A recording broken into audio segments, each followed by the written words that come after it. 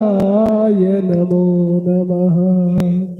कृष्णाय वासुदेवाय देवकी नंदनाय च नंदगोपकुमाराय गोविन्दाय नमो नमः। हरि ओम मा चंद्रमा मनसो जातचक्षुः सूर्यो वजायता श्रोत्राद्वायुश्च प्राणश्च मुखादग्निरजायत। श्री भागवत भगवान की है आरती। पापियों को पाप से है तारती। श्री भागवत भगवान की है आरती। पापियों को पाप से है तारती। श्री भागवत भगवान की है आरती। पापियों को पाप से है तारती। श्री भागवत भगवान की है आरती। पापियों को पाप से है तारती। ये अमर ग्रंथ ये मुक्ति पंथ ये पंचम वेद निराला नव ज्योति जगाने वाला। ये अमर ग्रंथ ये मुक्ति पंथ ये पंचम वेद निराला नव ज्योति जगाने वाला। हरि नाम यही हरि ध्यान यही हरि धाम यही हरि नाम यही हरि नाम यही हरि ध्यान यही। हरि धाम यही हरि नाम यही। ये जग मंगल की आरती। पापियों को पाप से है तारती। श्री भागवत भगवान की है आरती। पापियों को पाप से है तारती। ये शांत गीत पावन पुनीत पापों को मिटाने वाला हरि दर्श कराने वाला। ये शांत गीत पावन पुनीत पापों को मिटाने वाला हरि दर्श कराने वाला। ये सुख करनी ये दुख हरणी। ये सुख करनी ये दुख हरनी। ये मधुबन की आरती। पापियों को पाप से है तारती। श्री भागवत भगवान की है आरती। पापियों को पाप से है तारती। मधुर बोल जगपंत खोल सन्मार्ग बताने वाला बिगड़ी को बनाने वाला। ये मधुर बोल सदबंद खोल सदमार्ग बनाने वाला बिगड़ी को बनाने वाला। श्री राम यही घन श्याम यही। श्री राम यही घन श्याम यही। श्री राम यही घन श्याम यही। श्री राम यही घन श्याम यही। प्रभु महिमा की आरती। पापियों को पाप से है तारती। श्री भागवत भगवान की है आरती।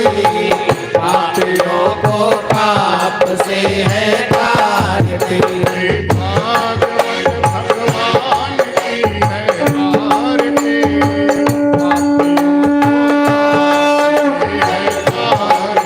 श्री भागवत भगवान की है आरती। पापियों को पाप से है तारती। भागवत भगवान की है आरती।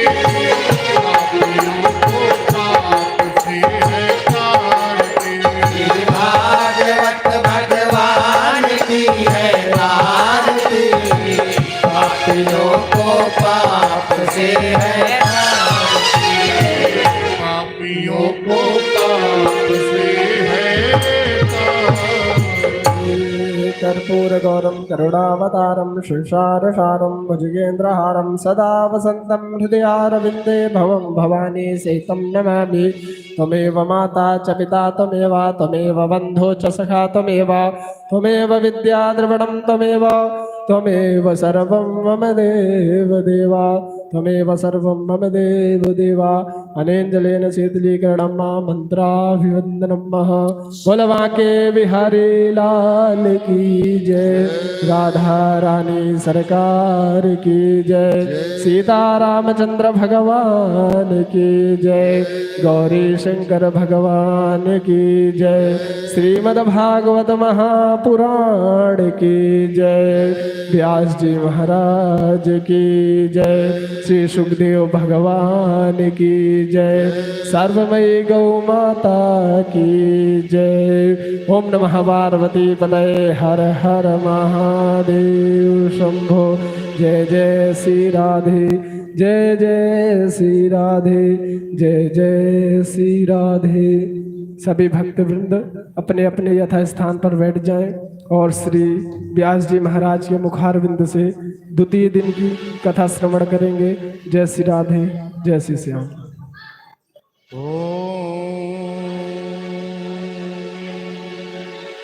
स्वस्ति श्री गणेशाय नमः।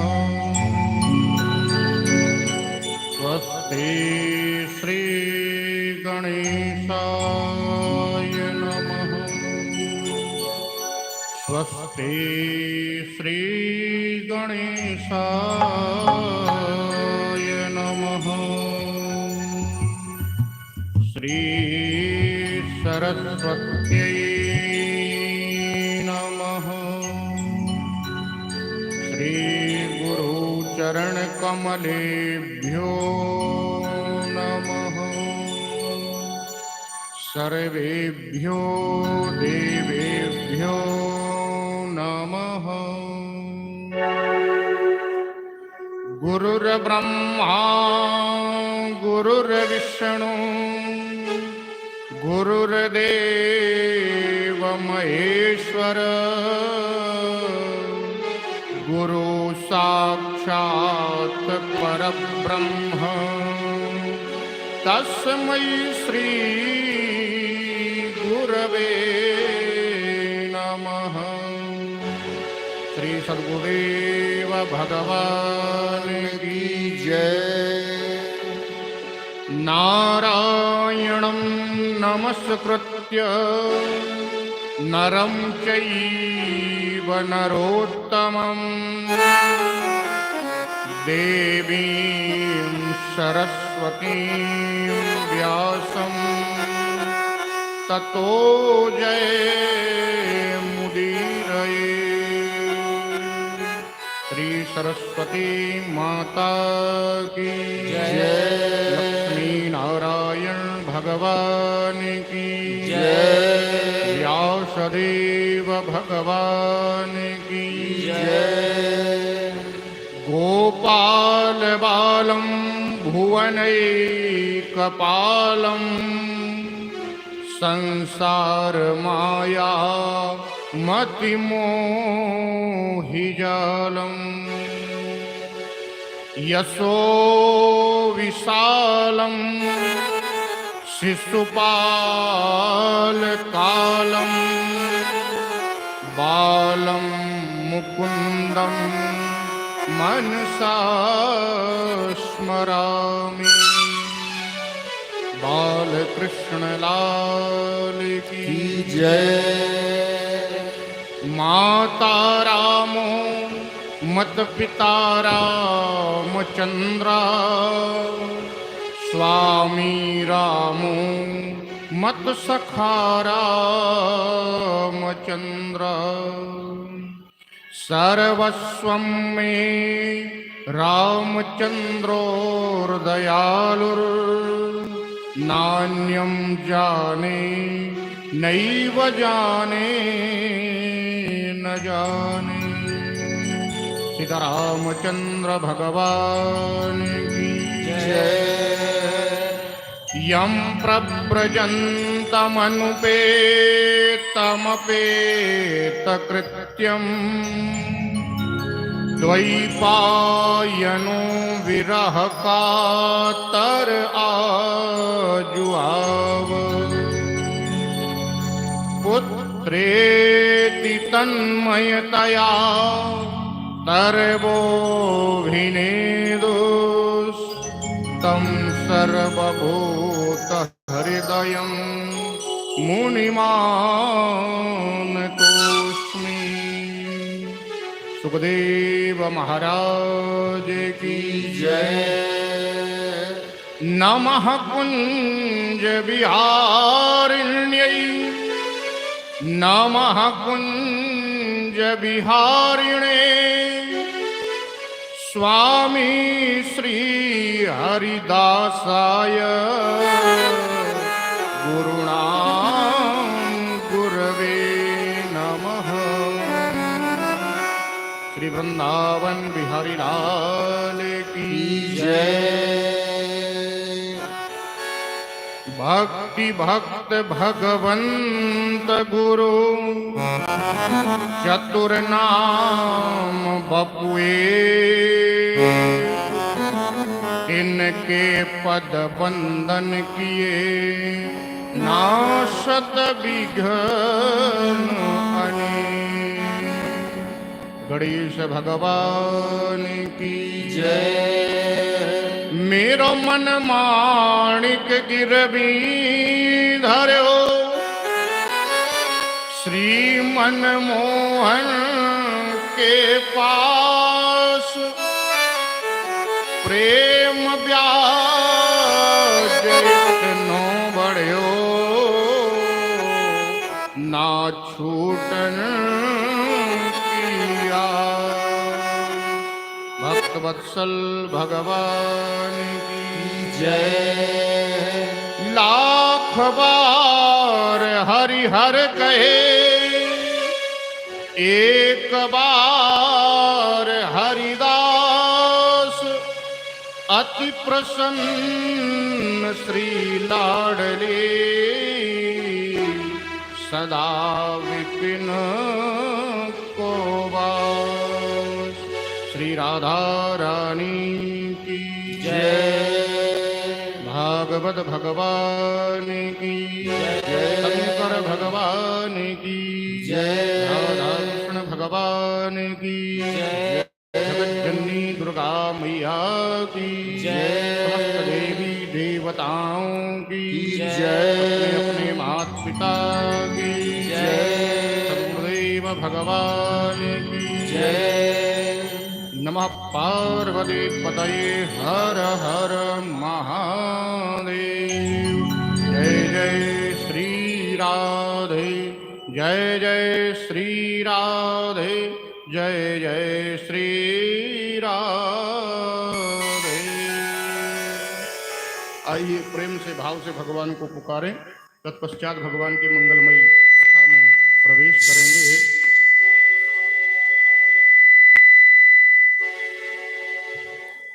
भजन श्याम सुंदर का भजन श्याम सुंदर का करते रहोगे करते रहोगे तो संसार सागर से तरते रहोगे।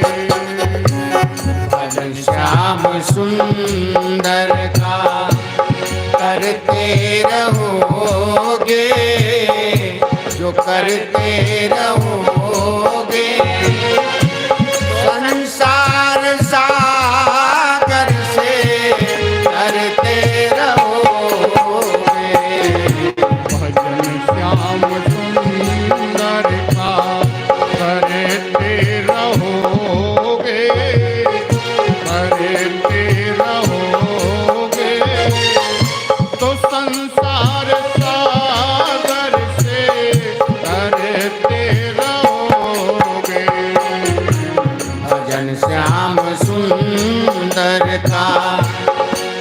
करते रहोगे, करते रहोगे तो संसार सागर से करते रहोगे। कृपानाथ बेशक मिलेंगे किसी दिन, कृपानाथ बेशक मिलेंगे किसी दिन, मिलेंगे किसी दिन, मिलेंगे किसी दिन।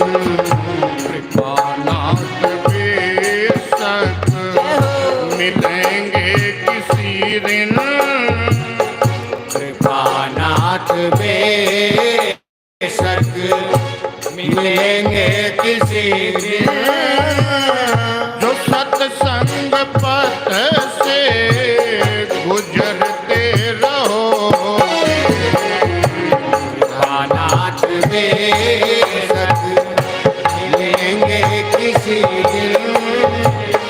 जो सत्संग पथ से गुजरते रहोगे, भजन श्याम सुंदर का करते रहोगे, करते रहोगे तो संसार सागर से करते रहोगे। भजन श्याम सुंदर का करते रहोगे, संसार सागर से करते रहोगे। पुकारिए प्रभु को, हरि बोल।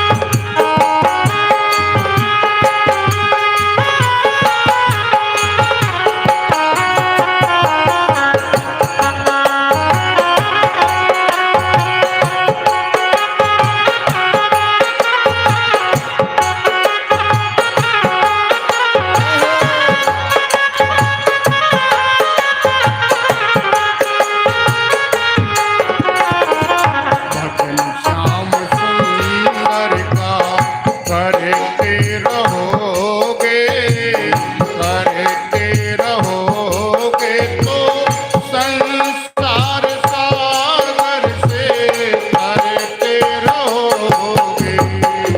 भजन श्याम सुंदर का करते रहोगे, करते रहोगे तो संसार सागर से करते रहोगे। चढ़ोगे हृदय पर सभी के सदा तुम, रहोगे हृदय में सभी के सदा, सभी के सदा तुम, ओ सभी के सदा। चढ़ोगे हृदय पर सभी के सदा तुम, चढ़ोगे हृदय में सभी के सदा तुम। जो अभिमान गिरी से उतरते रहोगे, चढ़ोगे हृदय पर सभी के सदा तुम। जो अभिमान पर से उतरते रहोगे,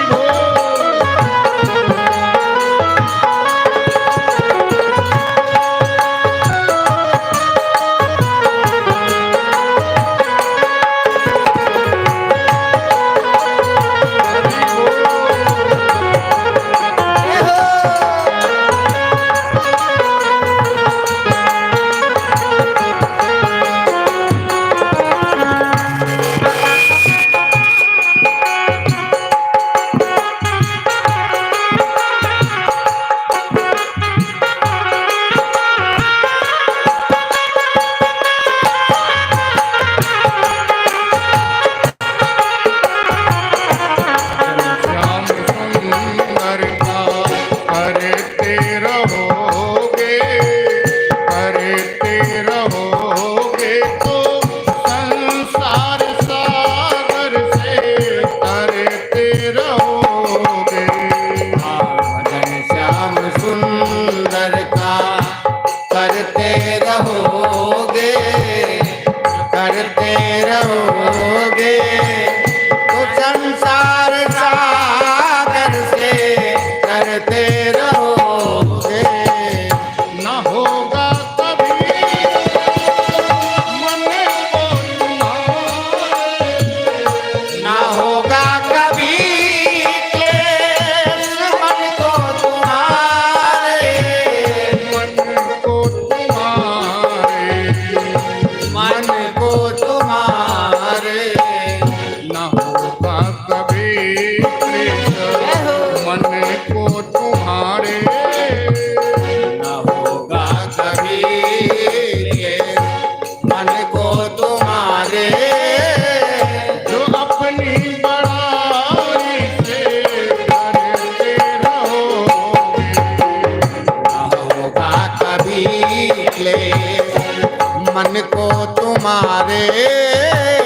जो अपनी बड़ाई से डरते रहोगे। भजन श्याम सुंदर का करते रहोगे, जो करते रहोगे तो संसार सागर से तरते रहोगे। भजन श्याम सुंदर का करते रहोगे तो संसार सागर से तरते रहोगे। छलक ही पड़ेगा कृपा सिंधु का दिल, झलक ही पड़ेगा कृपा सिंधु का दिल। कृपा सिंधु का दिल, कृपा सिंधु का दिल। छलक ही पड़ेगा कृपा सिंधु का दिल। झलक ही पड़ेगा कृपा सिंधु का दिल। जो दृग बिंदु से रोज भरते रहोगे, ही पड़ेगा कृपा सिंधु का दिल। जो तक बिंदु से रोज भरते रहोगे। भजन श्याम सुंदर का करते रहोगे तो संसार सागर से तरते रहोगे। श्याम सुंदर का करते रहोगे तो संसार सागर से करते रहोगे। तो संसार सागर से तरते रहोगे। संसार सागर से करते रहोगे। भजन श्याम सुंदर का करते रहोगे, जो करते रहोगे तो संसार सागर से तरते रहोगे। परम मंगल श्रीमद् भागवत महापुराण परमहंस संहिता वैष्णव संतों का परम धन श्रीमद् भागवत महापुराण उन आनंद कंद श्री वृंदावन चंद्र राधा रमण वाधा हरण अकारण करुणा वरुणालय भक्त वांछा कल्पतरु तड़िद्विद पीतांबरधारी भगवान बाल कृष्ण की युगल छवि का स्मरण करते हुए आइए भगवान की कथा में प्रवेश करें। स्थान देवता, ग्राम देवता, नगर देवता, क्षेत्र देवता, हनुमान जी महाराज, सीतारामचंद्र भगवान एवं समस्त देवी देवताओं के चरणों में प्रणाम करते हुए, प्राणी मात्र के हृदयस्थ नारायण को नमन करते हुए भगवान की मंगलमयी कथा आइए हम सब प्रारंभ करते हैं। इसमें कुछ भैया बेस डाल दो। बोले वृंदावन बिहारी लाल की जय। जय श्री राधे, जय जय श्री राधे, जय जय श्री राधे। कल हम सब लोग भगवान की भागवत की कथा के माध्यम से प्रथम दिवस महात्म पर्यंत कथा को श्रवण कर रहे थे। महात्म से 3 बातों का पता चलता है कि भगवान की कथा हमसे पहले किसी ने सुनी या नहीं सुनी, या हम ही अनोखे सबसे पहले आए हैं कि हम भागवत की कथा कराएंगे, सुनेंगे। दूसरा, जिसने सुनी उसको क्या मिला? भाई जब तक लाभ का लोभ ना हो तो व्यक्ति जल्दी से तैयार भी तो नहीं होता है। निष्काम भक्त जो है केवल 1% होते हैं। 1 करोड़ इकट्ठे किए जाएं लोग तो उसमें 1 लाख निकलेंगे कि जो निष्काम भक्त होंगे, 100 में 1। नहीं तो कामना जरूर रहती। और गृहस्थ जीवन में कामना होना कोई बुरी बात नहीं है, क्योंकि गृहस्थ जीवन में तो सब कुछ चाहिए होता है। पत्नी भी चाहिए, पति भी चाहिए, बच्चे भी चाहिए, धन भी चाहिए, यश भी चाहिए, सब कुछ चाहिए। और तीसरा, विधि विधान क्या है, क्या विधि है, क्या विधान है। विधि विधान माने थ्योरी है। कल हमसे एक लोग पूछ रहे थे, महाराज विधि विधान क्या होता है? हमने कहा कि हिंदी हिंदी नहीं आती क्या? बोले पढ़ाई नहीं जाती। तो हमने कहा विधि विधान माने थ्योरी है, इसकी प्रक्रिया क्या है, उसके बाद प्रैक्टिकल। जब तक थ्योरी यानी विधि विधान सही नहीं होगा तब तक प्रैक्टिकल सही हो ही नहीं सकता। अब आप देखिए, लाइट भी हो, बल्ब भी लगा हो, लेकिन कनेक्शन ही सही ना हो तो ना तो बल्ब जलेगा न प्रकाश होगा।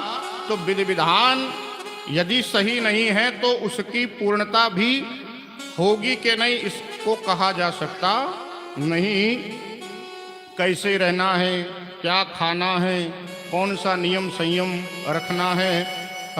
कल हम एक बात बताना भूल गए कि नाखून और बाल, दाढ़ी आदि भी ना बनाएं, क्योंकि नख लोम का जो है छेदन नहीं होना चाहिए, क्योंकि शास्त्र में इसको भी जीव माना। नाखून यदि आवश्यकता से ज्यादा कट जाए तो बड़ा दर्द होता है। क्यों? क्योंकि उसमें जीव होता है। और दाढ़ी बनाने में भी जरा सी असावधानी हो जाए तो आफत ही होती है। वहां पर भी बड़ी समस्या होती है। तो कहा कि इन सब का भी त्याग कर दें। और शयन के बारे में बताया कि शयन 4पाई पे करने से बचना चाहिए। अब आजकल तो 4पाई रही नहीं, अब 4पाई पे लेटता कौन है? तो कहा भैया जो बहुत दबने वाला गद्दा है, जो बहुत दबने वाला यानी बहुत मुलायम है, उसका इस्तेमाल ना करे। टाइट गद्दे का इस्तेमाल करे, जिससे कि लगे कि हाँ हम तपस्वी का जीवन इस समय जी रहे हैं। भागवत का जो पहला अक्षर है वो जा अक्षर से प्रारंभ होता है कि जन्माद्यस्य यतोऽन्वयादितरतश्चारते स्वभिज्ञास्वरान् तेने ब्रह्महृदाय आदिकवये मुह्यन्ति सूरया तेजो वारिमृदां यथा विनिमयो यत्र सर्वो मृषा धाम्ना स्वेन सदा निरस्तकुहकं सत्यं परं धीमहि। बोले सच्चिदानंद भगवान की जय। जाक्षर जो है उस संस्कृत व्याकरण में बड़ा बुरा माना गया है। जा अक्षर जला हुआ है, दग्ध अक्षर है। जब व्यास जी ने जा अक्षर से भागवत का प्रारंभ किया तो लोगों को बड़ी शंकाएं हुई। पूछा कि भैया व्यास जी जा अक्षर से क्यों प्रारंभ कर रहे हैं, ये तो दग्ध अक्षर है, जला हुआ है।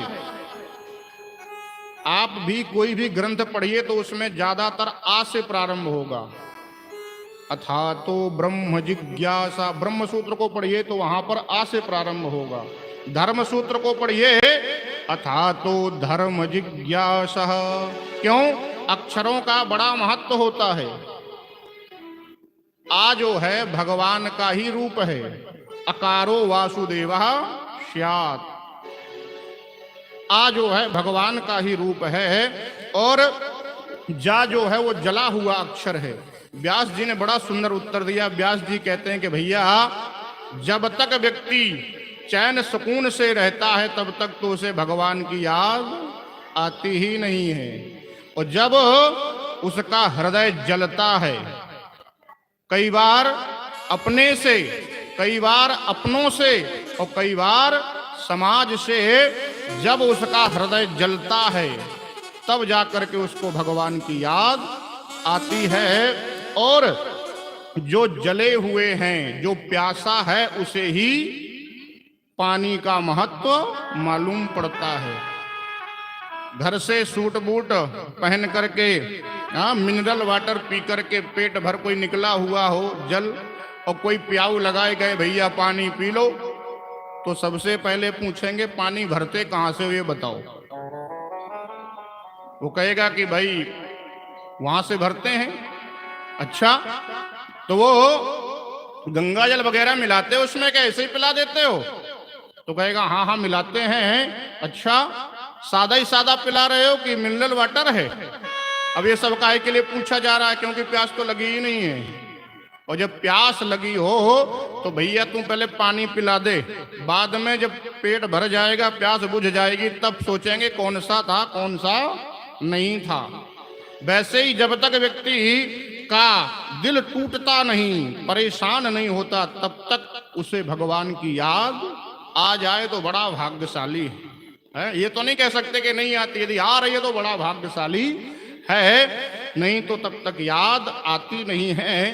कहते हैं भगवान जन्माद्यस, जन्म आदि जिनके द्वारा जन्म होता है, ब्रह्मा के रूप में सृष्टि का संरचना करते हैं, विष्णु के रूप में पालन पोषण करते हैं, भगवान शिव के रूप में संहारक, देवता का रूप धारण करके संहार करते हैं। तो जन्म आदि जिनके द्वारा होता है वो कैसे हैं? स्वराट, सोई नहीं वराजते इति स्वराट। जिनको प्रकाश चाहिए नहीं, उनके शरीर से ही इतना प्रकाश निकलता है, इतना प्रकाश निकलता है कि करोड़ों सूर्य का प्रकाश कम पड़ जाए। या यूं कहें कि दुनिया में जितना भी प्रकाश है भगवान के शरीर से ही प्रकट होता है और उसी में ही समाहित होता है। ऐसी लीलाएं हैं उनकी कि ब्रह्मा आदि भी, बड़े बड़े कवि तो छोड़िए, ब्रह्मा जी भी मोहित हो गए। अभी 10वें स्कंद में आप सुनेंगे कि ब्रह्मा जी को भी शंका हो गई कि भगवान है कि नहीं है। जब वन भोजन कर रहे, देखा ये तो सबका साथ खा रहे हैं, सबको अपना खिला रहे हैं, ये तो सब गड्ढम गड्ढ किए हैं, सब झूठ मूठ फैलाए हैं। तो ब्रह्म कहते हैं मुयंती यत सूरयः, बड़े बड़े ज्ञानी भी जो है मोहित हो जाते हैं। वो कैसे हैं? सत्यम परम धीमहि, उस सत्य स्वरूप परमात्मा को हम प्रणाम करते हैं। देखिए किसी का नाम नहीं लिया, यदि कह देते कृष्णम परम धीमहि तो भगवान कृष्ण के प्रिय भक्त कहते ये तो हमारा है, इस पे हमारा अधिकार है, दूसरा कोई नहीं अधिकार जता सकता। यदि कहते थे रामम परम धीमहि तो भगवान राम के प्रिय भक्त कहते ये तो हमारा है, भागवत हमारी है।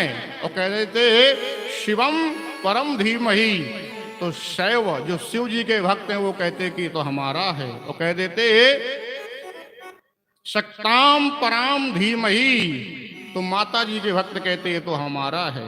इसलिए व्यास जी ने किसी का नाम ही नहीं लिया, कह दिया सत्यम परम धीमहि, यानी उस सत्य स्वरूप परमात्मा को हम प्रणाम करते, उनका ध्यान करते हैं। तो बता दिया कि भैया ये किसी एक का नहीं, ये तो सबका है। क्यों?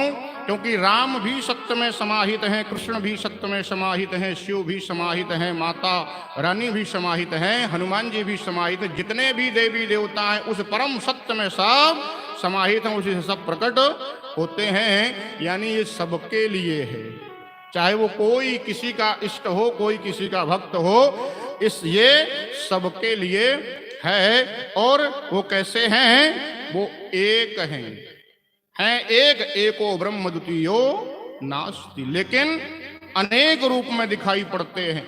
एक बड़ा सुंदर उदाहरण दिया, कहते हैं तेरो एक ही पिता, तेरे चाचा जी को भाई, तेरो एक ही पिता तेरे नाना जी को जमाई, और तेरो एक ही पिता तेरी माता जी को वारो, और तेरो एक ही पिता तेरे फूफा जी को सारो। अब बता या में से कौन सा है पिता तुम्हारो? भगवान एक है लेकिन अनेक रूप में दिखाई देते हैं। उसका भी कारण है, चाहे कितना भी पढ़ लीजिए, कितना भी अपने आप में बदलाव ला लीजिए, कितने भी मॉडर्न बन जाइए, लेकिन एक बात से कोई इनकार नहीं कर सकता कि सबको समान स्तर का बुद्धिमान नहीं बनाया जा सकता। कुछ भी कर लिया जाए, समान स्तर का बुद्धिमान संभव ही नहीं है। दूसरा, एक जैसा स्वभाव किसी का नहीं बनाया जा सकता, एक जैसी पसंद हर किसी की बनाई नहीं जा सकती। तो हम एक देवता को कैसे पूज करके रह सकते हैं? और धर्म का मतलब होता है स्वातंत्रम परमम सुखम, पराधीन सपने हूं सुख नहीं। जहां स्वतंत्रता है, जो धर्म स्वतंत्रता देता वही तो धर्म है। जहां पराधीनता सिखाई जाए वो धर्म धर्म नहीं हो सकता। इसलिए जो मर्यादा वाले होते हैं वो भगवान को जब बुलाते हैं तो भगवान राम बन करके आते हैं और मर्यादा स्थापित करते हैं। लेकिन जो लाड़ दुलार प्यार वाले होते हैं वो जब बुलाते हैं तो भगवान बाल कृष्ण बन करके आते हैं। क्रोधी स्वभाव के लोग जब बुलाते हैं तो भगवान नरसिंह बन के आते हैं। और बड़े मैले कुचैले रहने वाले वो जब बुलाते हैं तो भगवान वाराह बन के भी आ जाते हैं। तो भगवान एक हैं लेकिन वो अनेक रूप में दिखाई देते हैं। और निर्गुण निराकार होते हुए भी सगुण साकार हैं। कैसे? निर्गुण निराकार में और सगुण साकार में थोड़ा सा अंतर होता है कि बिनु पाग चलहि सुनहि बिनु काना, बिनु पाग चलहि सुनहि बिनु काना, बिनु पाग चलहि सुनहि बिनु काना, बिनु पाग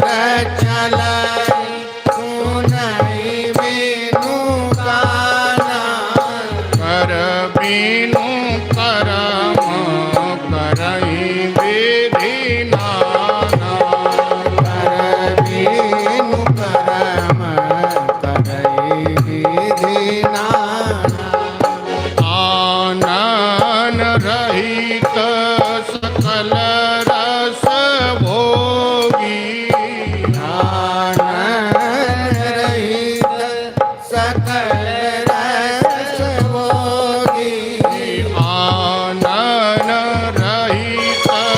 सकल रस भोगी, आनंद रहित सकल रस भोगी, बिनु वाणी बक्ता बड़ जोगी, बिनु वाणी बक्ता बड़ जोगी, बिनु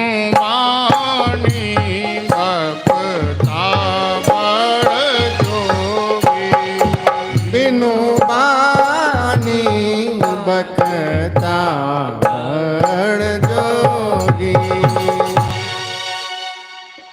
जो निर्गुण निराकार है उसको चलने के लिए पैरों की आवश्यकता नहीं है, सुनने के लिए कानों की आवश्यकता नहीं है, बोलने के लिए वाणी की आवश्यकता नहीं है, स्वाद लेने के लिए जीभ की आवश्यकता नहीं है। क्यों? क्योंकि वो तो हर जगह समाहित है।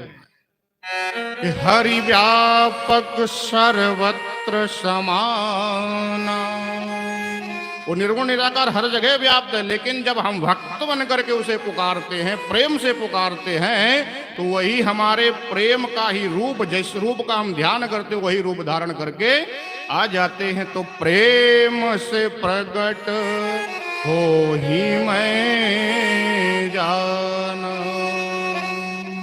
तो भगवान कैसे हैं? सत्यम परम धीमहि। भगवान भागवत में 24 अवतारों की कथा है, और भागवत में वास्तविकता में देखा जाए तो गायत्री की ही व्याख्या है, पूरा पूरा उसी में समाहित है। एक संत कहते हैं कि हर देश में तू, हर वेश में तू, तेरे नाम अनेक तू एक ही है। तेरी रंग भूमि यह विश्वंभरा, हर खेल में तू, हर मेल में तू।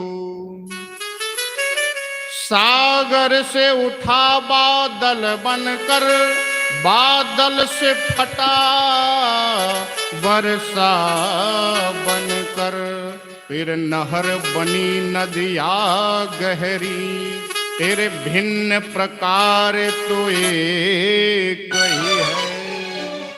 मिट्टी से अणु परमाणु बना, इस दिव्य जगत का रूप लिया। कहीं पर्वत वृक्ष विशाल बना, सौंदर्य तेरा तो एक ही है। यह दृश्य दिखाया है जिसने, वह है गुरुदेव की पूर्ण कृपा।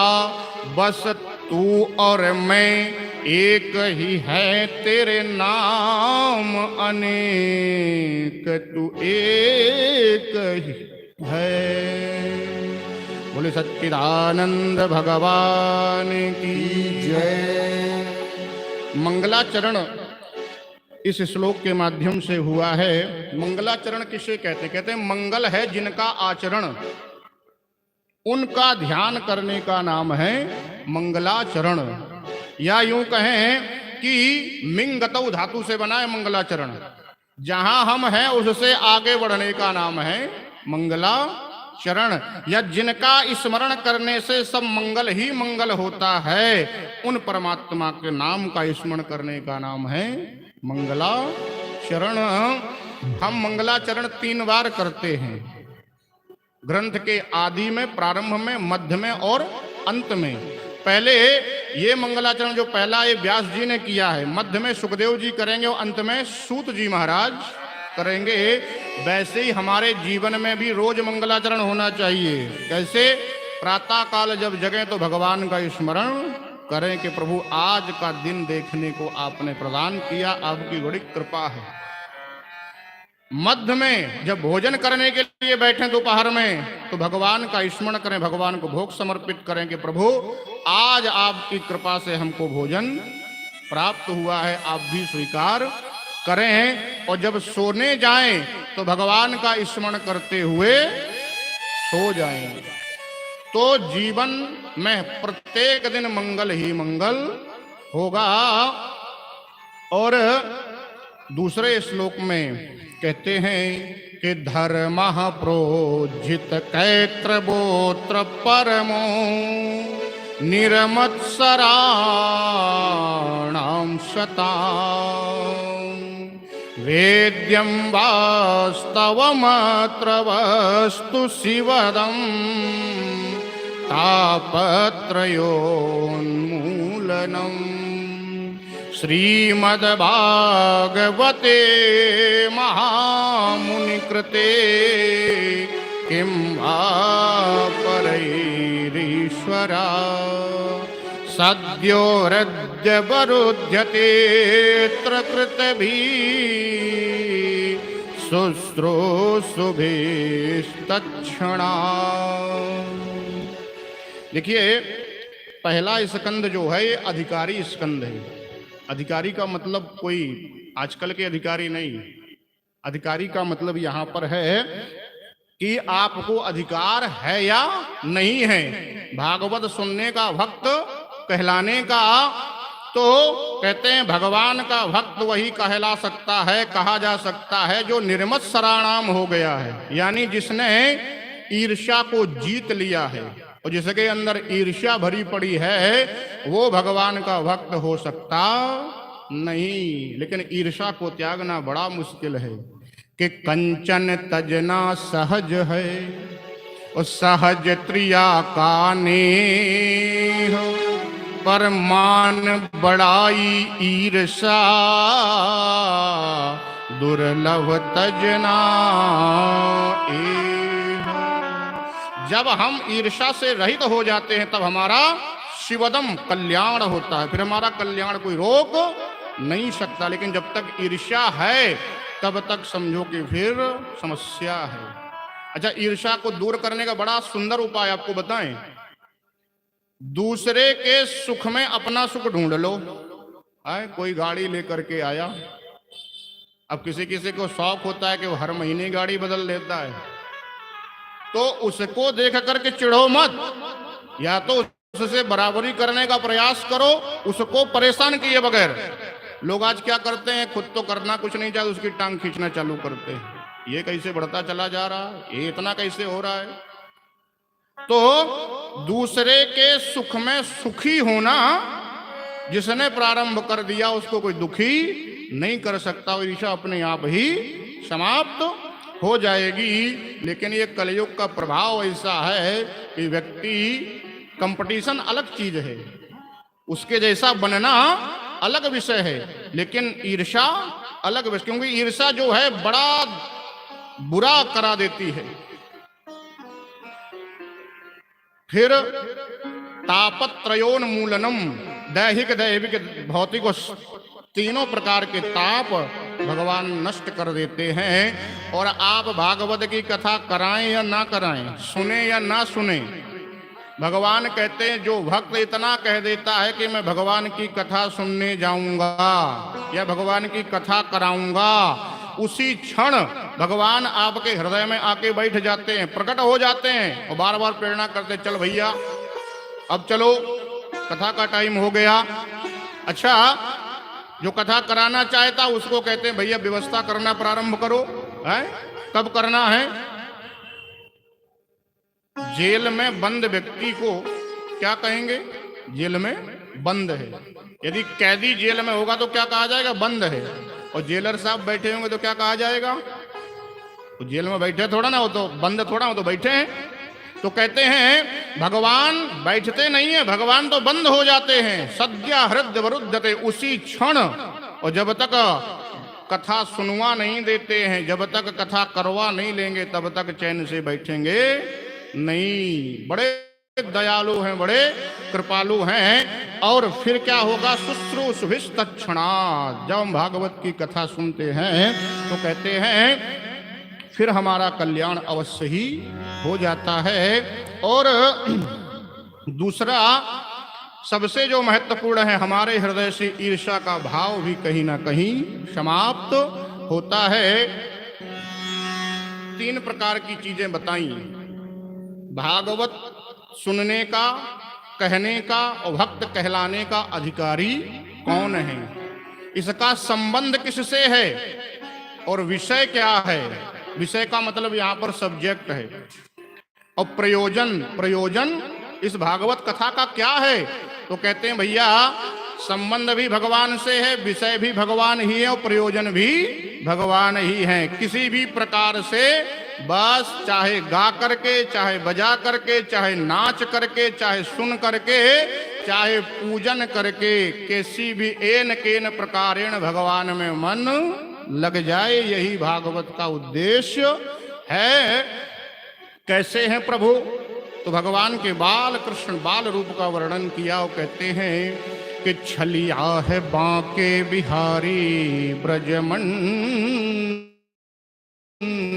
में, जादू भरा है उसके मृदु मुस्काने में, चाल में चपलता है चंचलता चितवन में, मोहनी मंत्र भरा बंसी के बजाने में।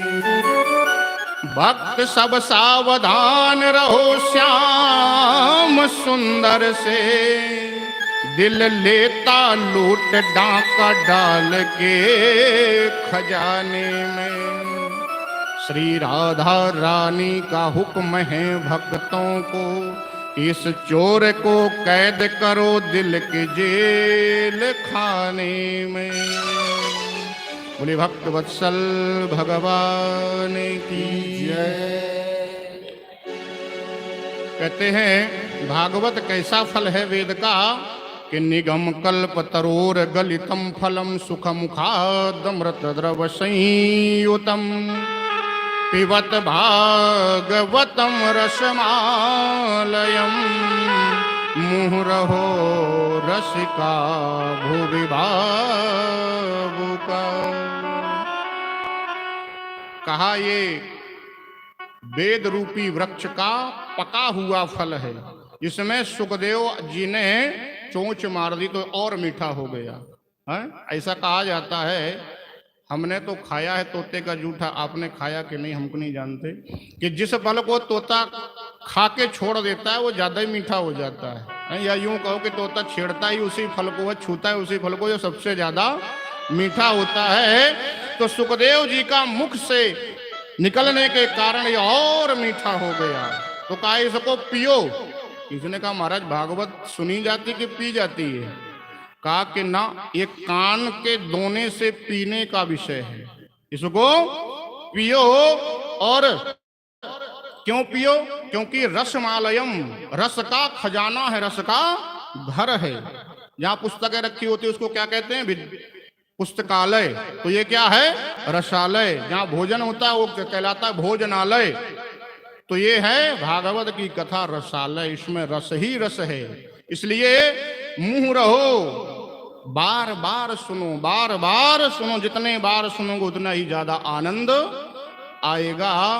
लेकिन व्यास जी ने कहा कि किसके लिए कह रहे हैं बार बार? जो रसिक हैं, भक्त हैं, उनको ही आनंद आएगा। जो भगवान का भक्त नहीं, जो रसिक नहीं, जो भावुक नहीं, भाव जिसके अंदर नहीं, वो तो इसमें कमियां ही निकालेगा।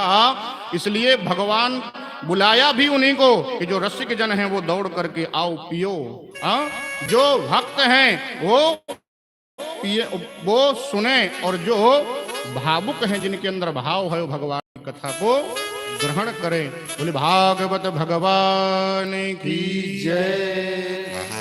देखिए, किसी को कोई चीज बहुत पसंद हो, प्रिय हो, जैसे किसी को रसगुल्ला बहुत पसंद होता है, किसी किसी को। अब उसको आप एक खिलाएंगे तो और करेगा कि और मिले, दो खिलाएंगे तो थोड़ा हल्का सा उसको लगेगा कि हाँ ठीक है। लेकिन आप यदि 100 रख दिए तो जैसे जैसे खाता जाएगा वैसे वैसे उसका उनसे मन हटता जाएगा। और 100 के 100 खा लिया तो ये स्थिति हो जाएगी, फिर जिंदगी में दूसरी बार कोई रसगुल्ला दिखाएगा तो जोर से भागेगा, भैया क्षमा करो अब हमको नहीं खाना। तो वस्तु के प्रति जो प्रेम होता है वो धीरे धीरे कम होता जाता है जैसे जैसे वो मिलती जाती है। लेकिन भगवान के प्रति पहले तो थोड़ा होता है, जैसे हम जुड़ते हैं तो फिर निरंतर बढ़ता ही जाता है। कभी तृप्ति होती ही नहीं, भूख हमेशा बनी रहती कि अभी तो इतना ही कर पाए, अभी और हो जाए, अभी कुछ और हो जाए। तो प्यास भी बनी रहती है और भूख भी बनी रहती है। बोले भक्त वत्सल भगवान की जय। वो तेरी बिगड़ी बन जाएगी तो राधे राधे, तेरी बिगड़ी बन जाएगी तो राधे राधे बोल। तेरी बिगड़ी बन जाएगी तू राधे राधे बोल। तेरी बिगड़ी बन जाएगी तो राधे राधे बोल। तेरी बिगड़ी बन जाएगी तू राधे राधे बोल। राधे राधे बोल रे बंदे क्या लागे तेरा मोल रे। राधे राधे बोल बंदे क्या लागे तेरा मोल रे। राधे राधे बोल रे बंदे क्या लागे तेरा मोल रे। तेरी बिगड़ी बन जाएगी तो राधे राधे बोल। तेरी बिगड़ी बन जाएगी तू राधे राधे बोल। राधे राधे नाम बंदे जिसने प्रेम से गाया। राधे राधे नाम ये बंदे जिसने प्रेम से गाया। उसको श्री राधा रानी ने अपने धाम बुलाया। उसको श्री राधा रानी ने अपने धाम बुलाया। तुझको भक्ति मिल जाएगी तो राधे राधे बोल। भक्ति मिल जाएगी तू राधे राधे बोल। हाँ राधे राधे बोल रे बंदे क्या लागे तेरा मोल रे। राधे राधे बोल बंदे क्या लागे तेरा मोल रे। तेरी बिगड़ी बन जाएगी तो राधे राधे बोल।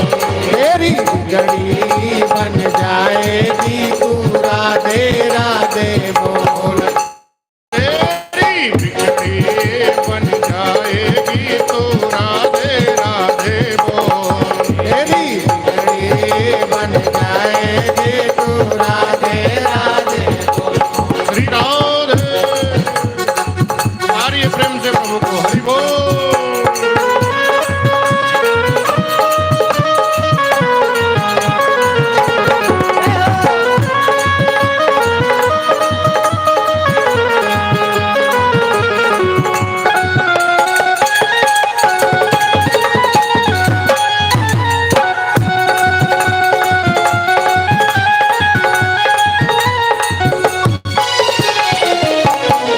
तेरी बिगड़ी बन जाएगी तो राधे राधे बोल। तेरी बिगड़ी बन जाएगी तू राधे राधे बोल।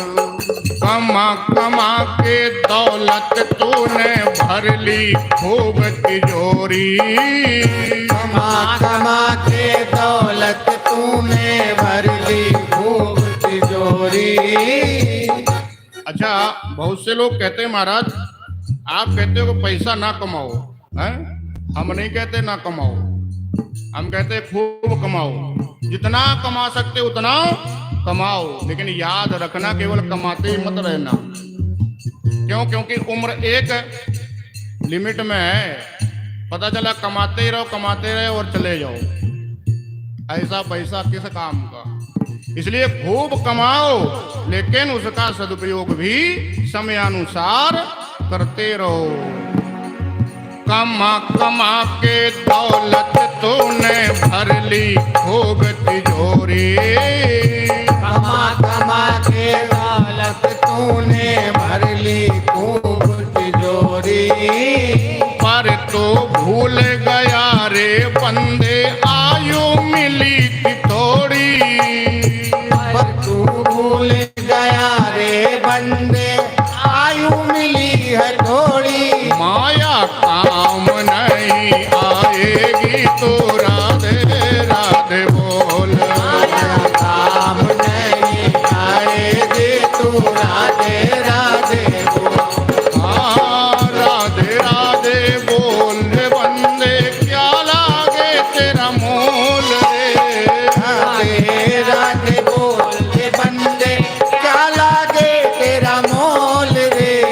बिगड़ी बन जाएगी तो राधे राधे बोल। तेरी बिगड़ी बन जाएगी तो राधे राधे बोल। श्री राधे।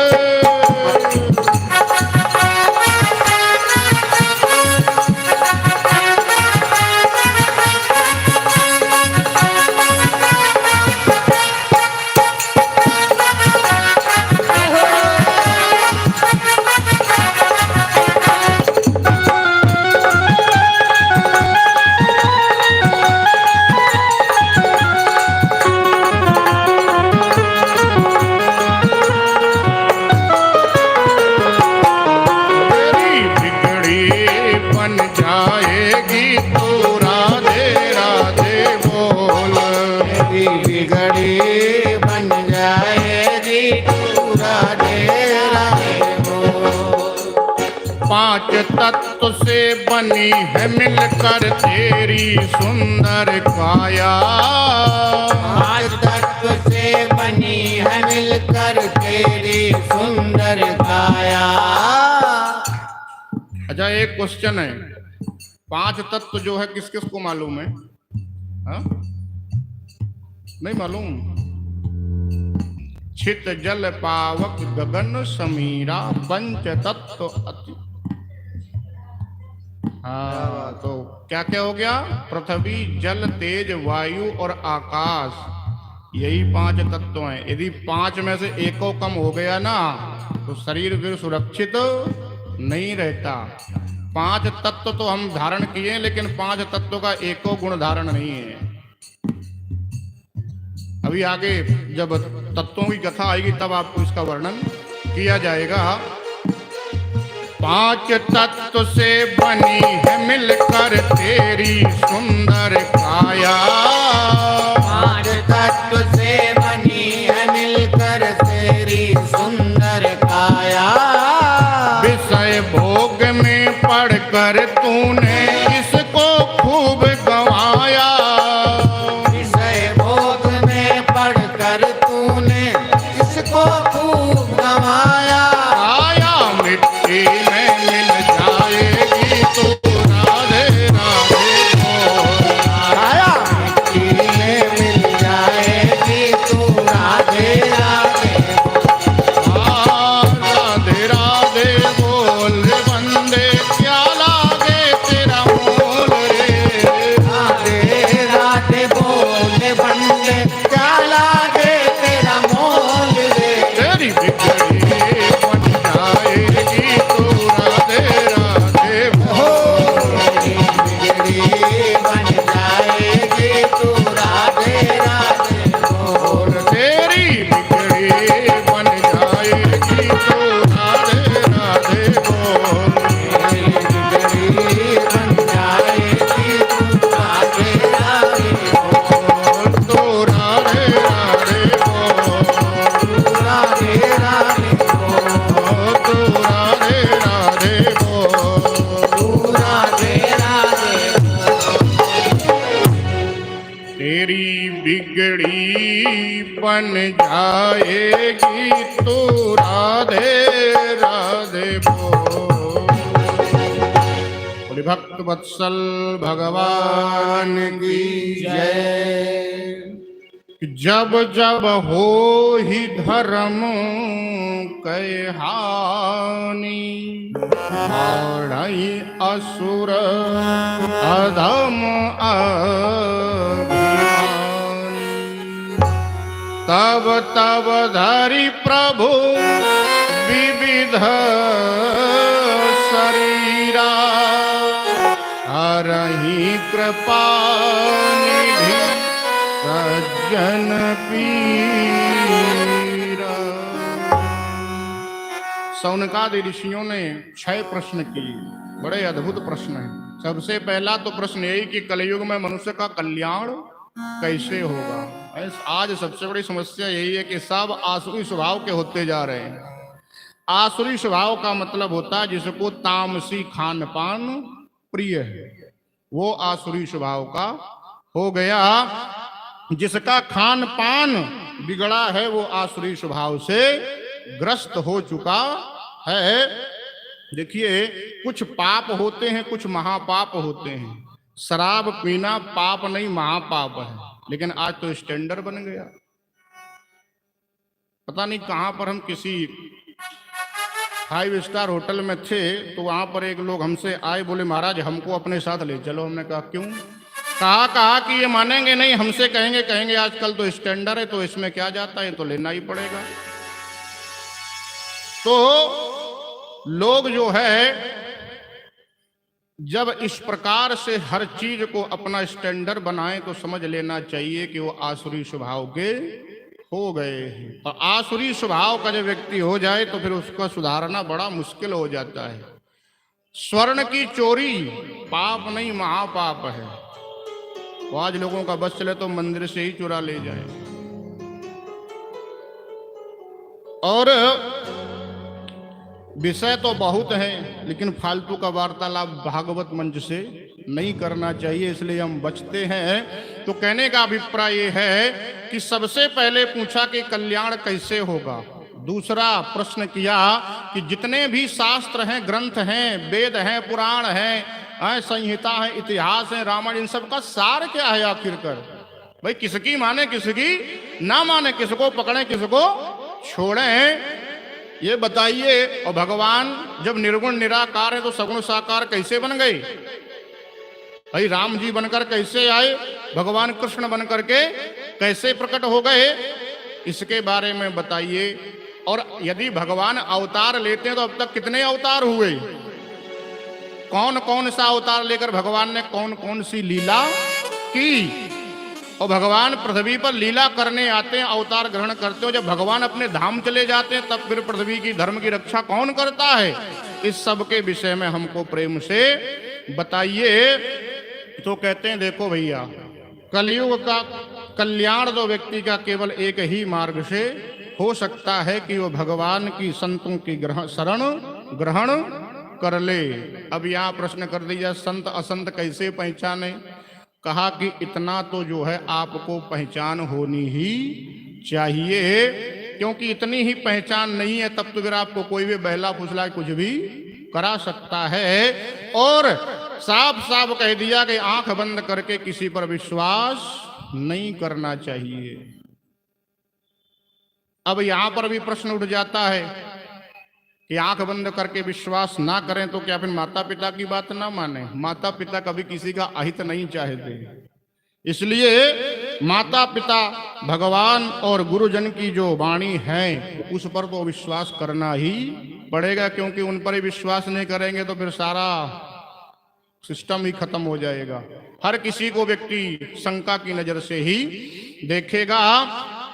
और कहते हैं जितने भी ग्रंथ हैं, सार हैं, उसमें जो भगवान के लिए बताया गया है वही श्रेष्ठ है, और जो भगवान से विमुख करने की बात करता है वो ठीक नहीं है। सन्मार्ग पर जो चलने की बात बताता है वही ग्रहण करने योग्य है, और जो नहीं बताता उसको ग्रहण करने की आवश्यकता नहीं है। अच्छा, भगवान ने कितने अवतार लिए? तो बताया 23 अवतार हो चुके हैं, 24वां अवतार कलयुग में होगा। कौन सा अवतार लेकर भगवान ने कौन सी लीलाएं की, ये तो ऐसा प्रश्न है कि पूरी भागवत में इसका उत्तर मिलेगा। और कहते हैं कि भगवान जब लीला संवरण करके अपने धाम को चले जाते हैं तो फिर भगवान के जो भक्त हैं उनकी रक्षा कौन करता है? पृथ्वी की रक्षा कैसे होती है? तो कहा कि भगवान कभी भी किसी को भी, भक्त को या धरा को, बिल्कुल असहाय छोड़ करके नहीं जाते हैं। भगवान जब जाने लगते हैं तो अपना कुछ ना कुछ शेष अंश रूप में छोड़ करके चले जाते हैं। जैसे भगवान ने भागवत के रूप में अवतार धारण करके कलयुग के लोगों को कल्याण का मार्ग प्रशस्त कर दिया कि तेनेयं वाङ्मयी मूर्ति प्रत्यक्षा वर्तते हरे। यही बात उद्धव जी ने पूछी थी कि प्रभु आप जाओगे तो फिर भक्तों का और धर्म की और पृथ्वी की रक्षा कौन करेगा? तो भगवान ने कहा मैं जा जरूर रहा हूं, लेकिन भागवत के रूप में हमेशा मैं यहां विराजमान रहूंगा और लोगों का कल्याण इससे होता रहेगा। बड़ा सुंदर प्रसंग आया है। कहते हैं व्यास जी के आश्रम पर नारद जी एक बार पहुंच गए। नारद जी ने देखा कि व्यास जी बड़े उदास हैं। पूछा, आपने तो इतना श्रेष्ठ कार्य किया है जन कल्याण के लिए कि कोई कर ही नहीं सकता। पहले एक वेद था। व्यास जी ने सोचा कि कलयुग में स्मरण शक्ति बहुत कम होगी, मेमोरी पावर बहुत कम होगा, तो एक वेद तो कोई याद ही कर नहीं पाएगा। उसके 4 भाग कर दिए। बोले अब जो है एक एक वेद 4 अलग अलग पढ़ लेंगे, कोई एक ही वेद स्मरण कर लेगा तो उसका सारा काम हो जाएगा। फिर व्यास जी ने सोचा कि ना, वेद भी कोई याद नहीं कर पाएगा एक ही। 4 भाग करने के बाद तो व्यास जी ने उपनिषद बनाए। फिर लगा व्यास जी को कि उपनिषद भी कलयुग में लोगों को जल्दी समझ में नहीं आएंगे, तो स्मृतियां बनाई। फिर लगा कि ये भी नहीं समझ में आएंगी, ये भी याद नहीं कर पाएंगे, तो फिर पुराण बनाए। पुराण का अर्थ होता पुरा अपि नवा, लाखों वर्ष पहले निर्माण हुआ लेकिन लगता है कि अभी कल ही रचना हुई हो। ऐसी जिसमें कथा है उनको कहते हैं पुराण।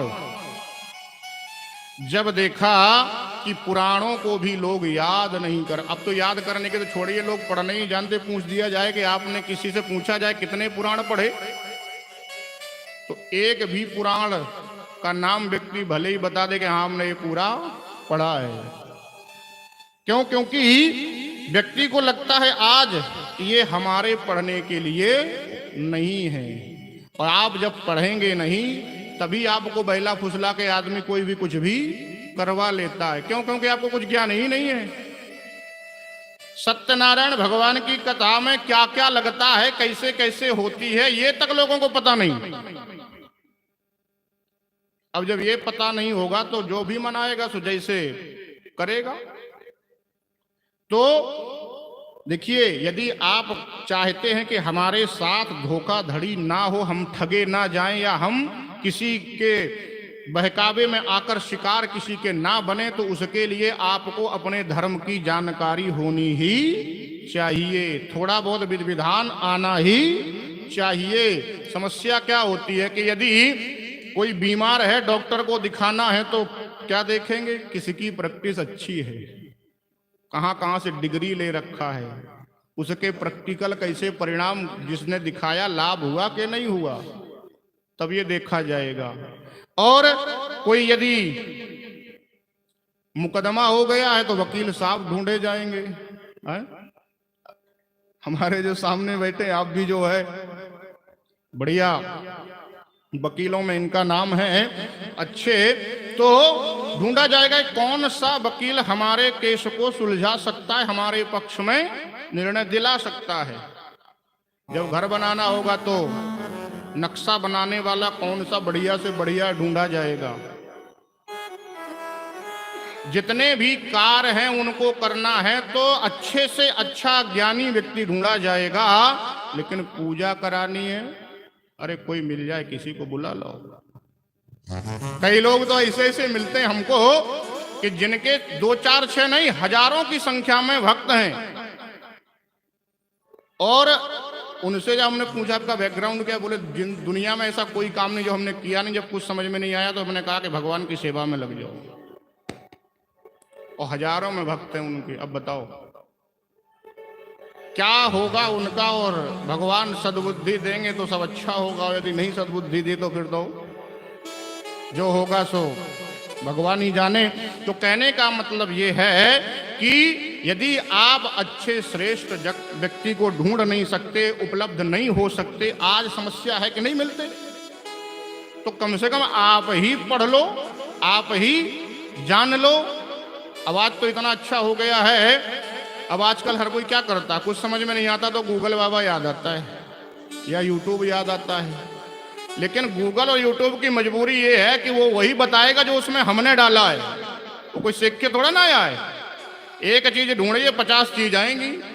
अब इतना ज्ञान आपको होना चाहिए कि कौन सही है कौन गलत है, क्योंकि वहां तो हर किसी को छूट है किसी से पूछा जाए कि भैया ये जो कर रहे हो ये कहाँ पढ़ा, कहाँ लिखा। एक लोग हमारे पास भेजे, हमने कहा भैया ये तो बताओ ये लिखा कहाँ है, ये सब मन गढ़ंत ही है। अरे बोले आप भी कहाँ चक्कर में पड़े हो, हमको व्यूवर्स चाहिए, हमको और क्या करना है। जैसे बस किस तरीके से हमारे व्यूवर्स बढ़े, सब्सक्राइबर बढ़े, हमको इससे लेना, हमको क्या लेना, कहाँ लिखा, कैसा लिखा है। तो ऐसा यदि केवल दिमाग में होगा तब तो फिर वो वही परोसेगा जो कि उसको ज्यादा ज्यादा देखने वाले बढ़े। तो उसको भी जानने के लिए, समझने के लिए आपको इतना ज्ञान तो होना ही चाहिए कि ये सही है, ये बकवास है, इसमें कुछ सच्चाई नहीं है। तो कहने का अभिप्राय ये है कि आप वहां भी नहीं ढूंढ सकते हो, समझ सकते हो, तो थोड़ा थोड़ा अध्ययन करो। यदि एक पन्ना भी भागवत का रोज पढ़ोगे ना तो साल 2 साल 4 साल में पूरा हो जाएगा। और जब एक बार पढ़ोगे ना तो हम कहते हैं 100% नहीं 10% भी दिमाग में यदि रुक गया तो आपका जीवन उतने में व्यतीत हो जाएगा और आपको कोई परेशान नहीं उठानी पड़ेगी, ना कर पाएगा। आपको शिव पुराण अच्छा लगता है, शिव पुराण पढ़िए। भागवत पुराण अच्छा लगता है, भागवत पुराण पढ़िए। या अन्य जो पुराण हैं वो अच्छे लगते हैं, उनको पढ़िए। लेकिन यदि आप पढ़ेंगे नहीं तो फिर पक्का है कि आपको ज्ञान जो होगा वो केवल ऊट पटांग ही होगा, क्योंकि अच्छी बात दिमाग में जल्दी नहीं रुकती है।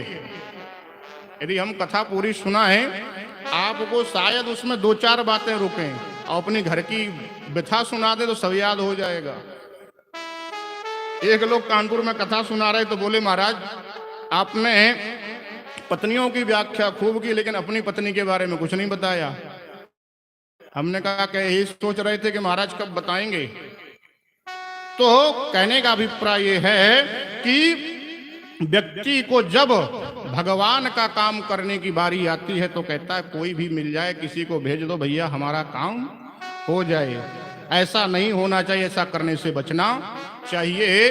कम से कम इतना तो ज्ञान हो कि वो सब सिस्टम से करा सके, और ऐसा करने का प्रयास करना चाहिए। बोले भक्त वत्सल भगवान की जय। नारद जी ने कहा कि आपने तो इतना समाज का कल्याण किया है, इतना सब वेद का व्याख्या कर दी, पुराण बना दिए, उपनिषद बना दिए, संहिताएं बना दी। कई लोग स्मृतियों का बड़ा विरोध करते हैं। जो कोई किसी भी चीज का विरोध करे तो उससे कहना कि भैया उसमें जो बुरी चीज है केवल आपने वही पढ़ ली है या केवल सुन ली है, उसको एक बार पढ़ तो लो तो शायद तुम्हारा दिमाग उसकी बुराई से हट जाए। कई चीजें समय के अनुसार थोड़ा सा बुरी लगना स्वाभाविक होता है, लेकिन केवल एक चीज के पीछे यदि आप पूरे ग्रंथ को नकार रहे हो तब तो ठीक नहीं है। नारद जी ने कहा कि आप उदास क्यों हैं, तो कहा व्यास जी ने कि मुझे शांति नहीं मिल रही है, मैं प्रसन्न नहीं हूं अपने काम से। कहा आप कैसे प्रसन्न होगे, आपने प्रसन्नता वाला काम ही नहीं किया है। व्यास जी ने कहा कि आप साफ साफ बताइए आखिर मुझसे ऐसी कौन सी गलती हो गई। कहा कि आपने कई जगह ऐसा वर्णन कर दिया है कि उस देवी को, उस देवता को यदि ये बलि चढ़ाई जाएगी, ये वस्तु चढ़ाई जाएगी जो कि अखाद्य है, वो प्रसन्न हो जाएंगे। अब आपने तो लिखा इसलिए क्योंकि रोज रोज पशुओं को ना मारा जाए, किसी विशेष अवसर पर उनकी बलि दी जाए, तो आपने तो हिंसा रोकने के लिए ऐसा किया है। लेकिन कलयुग में लोग ये नहीं सोचेंगे, कलयुग में लोग तो अपनी जीभ का स्वाद पूरा करने के लिए कहेंगे वहां लिखा है। ऐसा व्यास जी ने वहां वर्णन किया, इसलिए हम ऐसा कर रहे हैं।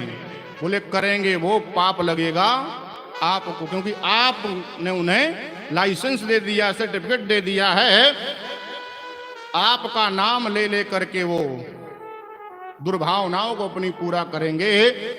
तो कहा कि फिर क्या करूं, 17 पुराण तो लिख लिए, अब क्या करूं।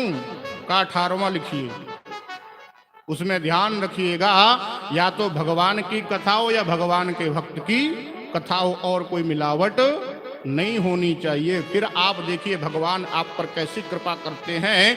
भगवान बड़े दयालु हैं। अपने पूर्व जन्म के बारे में बताया कि मैं आज से पिछले जन्म में एक दासी का बेटा था, मेरी माँ घर घर जाकर काम करती, तो जीवन यापन होता।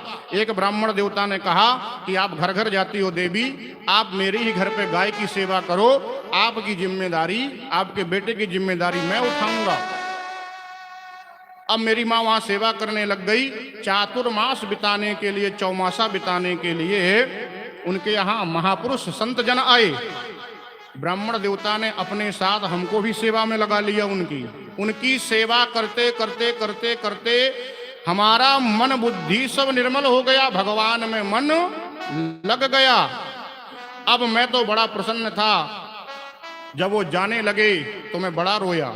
उन्होंने समझाया कि बेटा तुझे अभी नहीं ले जा सकते, क्योंकि तुम्हारी माँ का ख्याल कौन रखेगा, और तुम्हारी माँ का कोई दूसरा है भी नहीं, तुम ही तो अकेले हो। इसलिए जब माँ का शरीर छूट जाए तब आना। मैंने कहा मेरा भगवान से मन हट जाएगा। तो उन्होंने मुझे एक मंत्र दिया, मैं उसका जाप करता रहा, भगवान से मेरा मन नहीं हटा। और एक दिन माँ का शरीर सांप के काटने से छूट गया। अब मैं प्रसन्न भी हुआ और रोया भी। एक आंख से प्रसन्नता के आंसू बह रहे थे, दूसरे आंख से दुख के आंसू निकल रहे थे। दुख इस बात का था कि माँ ही तो सहारा थी, वो भी नहीं रही। प्रसन्नता इस बात की थी कि अब मुझे कोई रोक टोक नहीं है, मेरा जहां मन करेगा मैं वहां रहूंगा, जितने दिन मन करेगा वहां रहूंगा, भगवान का भजन करूंगा, भगवान को याद करूंगा, उनकी सेवा करूंगा। मैं ब्राह्मण देवता से आज्ञा लेकर के एक वन प्रदेश में पहुंच गया। वहां पर एक अश्वत्थ का, पीपल का वृक्ष देखा, जल पिया सरोवर में, और वहीं पर आंख बंद करके भगवान के ध्यान में बैठ गया। भगवान को पुकारा, भगवान मेरे हृदय में प्रकट हो गई। मैं उनका दर्शन पाकर के गदगद हो गया, प्रसन्न हो गया। मेरी प्रसन्नता का कोई ठिकाना नहीं था। तभी भगवान अंतर्ध्यान हो गए। अब तो मैं बड़ी जोर से रोया, तड़पने लगा, बिलकने लगा। मैंने बार बार कहा कि प्रभु जब आपको छोड़ के जाना ही था तो मुझे क्यों दर्शन दिया। तब आकाशवाणी हुई, कहा कि देख नारद, देख भक्त, आज मैंने तुझे दर्शन इसलिए दिया है ताकि तेरा मन कहीं और ना फंस जाए, और इस जन्म में अब मुझे मेरा दर्शन तुम्हें दूसरी बार नहीं होगा। क्यों? क्योंकि अभिपक्व कसायाणाम दुर्दर्शो हम कुयोगी नाम, अभी तुम परिपक्व नहीं हुए हो। यदि भक्त की भाषा में कहें तो भगवान कहते हैं कि मैंने तुमको दर्शन की चटनी इसलिए चटाई है ताकि तुमको कोई और स्वाद फंसा ना सके और कहीं तुम फंस ना जाओ। मैं भगवान का स्मरण करता हुआ जीवन बिताया, और मेरा जब शरीर छूटा तो भगवान के भजन की, भगवान को सेवा की, भगवान के नाम की महिमा तो देखो। कितना दयालु भगवान ने, कितनी दया की।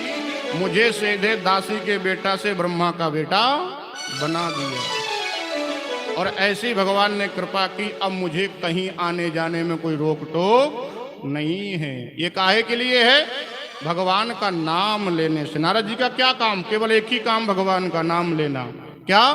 श्रीमन नारायण नारायण नारायण नारायण नारायण नारायण, श्रीमन नारायण नारायण नारायण,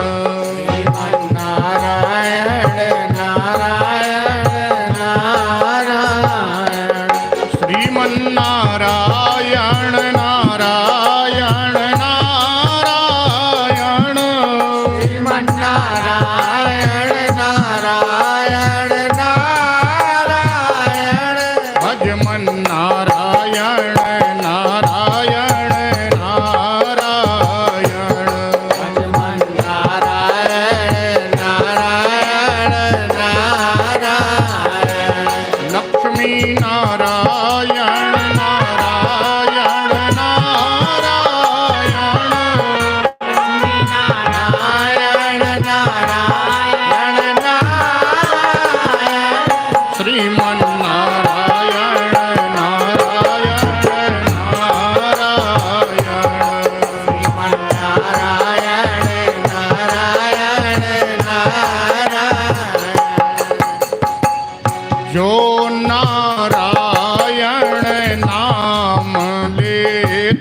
है। जो नारायण नाम लेते हैं, जो नारायण नाम लेत है, जो नारायण नाम लेते हैं, पाप होत सब सारायण। श्रीमन्नारायण श्रीमन नारायण नारायण नारायण, श्रीमन्नारायण नारायण नारायण, श्रीमन नारायण नारायण नारायण, भजमन नारायण नारायण नारायण,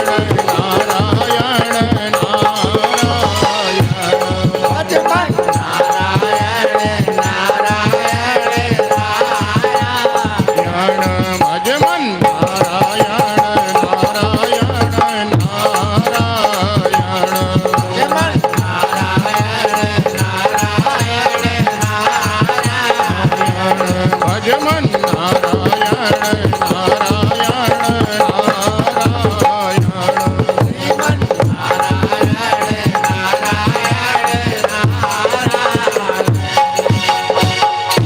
लक्ष्मी नारायण भगवान की जय। व्यास जी से कहा नारद जी ने कि भगवान के नाम की ऐसी महिमा है कि ना तो मुझे ब्रह्मलोक में रोक टोक है, ना स्वर्ग लोक में कोई रोक टोक है, और ना वैकुंठ में, ना कैलाश में। मैं नरक भी जाता हूँ, स्वर्ग भी जाता हूँ, देवता भी मेरा उतना ही सम्मान करते हैं, दैत्य भी उतना ही सम्मान करते हैं, और मनुष्य भी उतना ही सम्मान करते हैं। केवल नारद जी ही ऐसे हुए जिनका सब जगह सम्मान ही हुआ है। उसका कारण है भगवान का नाम स्मरण। आप भी भगवान का नाम स्मरण करिए, उनके नाम का गुणानुवाद करिए, आपको भी शांति मिलेगी। व्यास जी तो व्यास जी ने समाधिस्थ होकर के गणेश जी की सहायता से जो चतुश्लोकी भागवत नारद जी के मुख से सुनी, उसी चतुश्लोकी भागवत का विस्तार कर दिया, और पूरा का पूरा 12 स्कंद जब वर्णन हो गए तो व्यास जी को थोड़ा सा बीच में श्वास लेने के मन किया न, और तो थोड़े से रुके। गणेश जी ने कहा था जैसे ही रुकोगे वैसे ही कलम में रख दूंगा और चला जाऊंगा। तो जैसे ही थोड़ा सा रुके वैसे ही गणेश जी ने कलम रख दी और प्रणाम करके चले गए। तब तक भागवत की रचना पूर्ण हो गई थी। कई महापुरुष कहते हैं कि जब व्यास जी को थोड़ा सा विश्राम लेना होता था तो वो कुछ ऐसा प्रसंग छेड़ देते थे कि गणेश जी सोच में पड़ जाते थे कि इसको लिखूं कैसे रूप में, फिर अपना काम धाम करके वो आ करके फिर बैठ जाते, फिर आगे की चर्चा चालू कर देते। लेकिन हम इस चक्कर में कभी ना पड़े हैं ना पढ़ने वाले हैं कि कहाँ क्या। हम तो इतना जानते हैं कि बस भगवान का जो कार्य है, भगवान की जो कथा है वो ठीक ही है। अब कहते हैं कि जब भागवत की रचना हो गई तो कोई सुनने वाला भी तो होना चाहिए। तो व्यास जी सोचने कि किसे सुनाऊं, अब सुनाऊं किसे, जब प्रचार प्रसार ही नहीं होगा तो कोई जानेगा कैसे क्या है क्या नहीं है। तो सोचा कि मैं अपने बेटे को ही सुनाऊंगा। अब बेटा तो समाधि लगाए बैठा है, सुखदेव जी तो जन्म लेते ही चले गए, कहा कि हमको चक्कर में नहीं पड़ना है। ये भी कथा बड़ी अद्भुत है, लेकिन आप सब लोग इस कथा को अच्छे से जानते हैं, इसको ज्यादा विस्तार नहीं करेंगे यहाँ पर, क्योंकि कथाएं बहुत हैं। क्योंकि भागवत की किसी एक कथा को विस्तार में लेके बैठ जाइए तो वो सारा का सारा समय उसी में चला जाता है। इसलिए व्यास पद्धति से कथा आज संभव नहीं, समास पद्धति से कथा होती है तभी कथा पूरी संभव नहीं। एक प्रसंग आपको सुनाएंगे, 10 प्रसंग छोड़ेंगे तो वो ठीक नहीं है, क्योंकि भागवत की कथा जहां तक हो सके पूरा सुनने का प्रयास करना चाहिए और सुनना चाहिए। तो सोचने लगे, तो सोचते सोचते सोचते सोचते कहते हैं अचानक से प्रसंग ही पूरा बदल गया और याद आ गई महाभारत काल की। महाभारत का जब युद्ध हुआ तो महाभारत के युद्ध में सब समाप्त हो गए थे, जितने भी कौरव थे सब खत्म हो गए, कुछ लोग ही बचे थे, अश्वत्थामा, कृपाचार्य और कृतवर्मा और दुर्योधन। ये जब अश्वत्थामा को पता चला कि अभी दुर्योधन जिंदा है, अश्वत्थामा गया और कहा कि अरे दुर्योधन, तूने यदि मुझे सेनापति बनाया होता तो आज पराजय का मुख देखना नहीं पड़ता। तो अश्वत्थामा की जब ये बात सुनी तो दुर्योधन ने कहा अरे भैया अभी क्या बिगड़ा है, अभी जब तक मैं जीवित हूं तभी तक मेरा ही राज्य है, मैं ही युवराज हूं और जो चाहूंगा वो होगा। तो मैं अभी तुम्हें सेनापति बनाता हूं, जाओ पांडवों का वध कर दो। तुरंत तिलक कर दिया, तलवार दे दी, मुकुट लगा दिया।